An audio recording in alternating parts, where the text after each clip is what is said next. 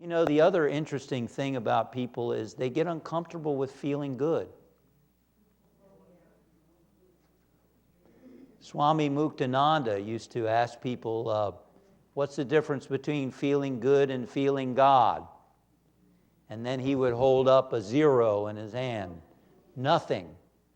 Feeling good, feeling God. But the strange thing is, human beings are used to pain. They're used to suffering. And they're afraid of feeling good. And they might feel good for about 10 seconds. And then all of a sudden, worry thoughts will come up. Or if things are going on well in their life, they'll create an accident. Or they'll get sick. Or they'll start an argument. Something of that nature. Because people need to learn that it's okay to feel good. That nothing bad is going to happen if you feel good. In fact, you're meant to feel good. Feeling good is feeling God. The other night I went to a fantastic concert at Carnegie Hall. It was the New York Pops. And they had a show. A friend invited me, and it was a man who was nominated for 50 Academy Awards for his music that he wrote. John Williams. And it was a concert full of his music that he wrote for the different, many of them Academy Award winners, like Star Wars. Well, actually, they never won the Academy Award. Maybe his music did.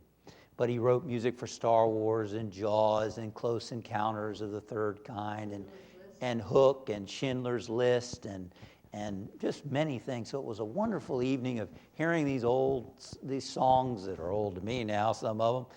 And it was wonderful. But at some point during the concert, I was so enjoying sort of being part of the conductor and being part of the movement of the music and so on. It was so enjoyable.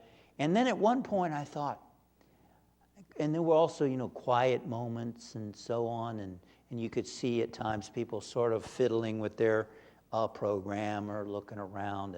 And I thought to myself, I wonder how often it happens in this beautiful concert that people are wrapped up in the joy and the rapture, and then all of a sudden, a fear thought comes in.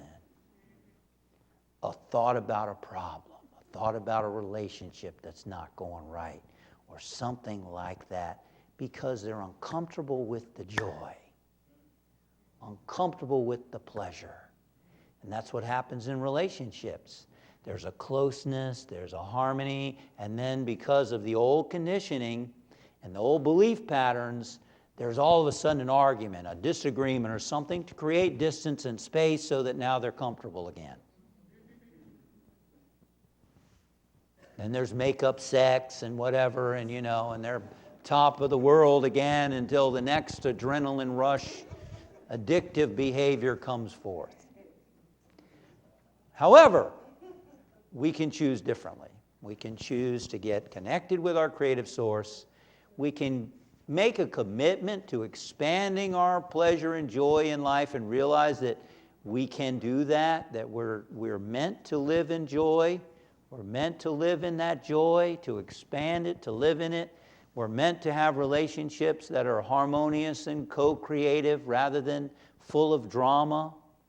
And we're meant to live in joy and express that creative part of who we are. But it takes a commitment. And so I'm challenging you 10 minutes a day for the next 3 days to sit down and give expression to your creative self, whatever that might be, whatever that looks like to you. It doesn't have to achieve anything, doesn't have to accomplish anything other than the joy of expressing your creativity.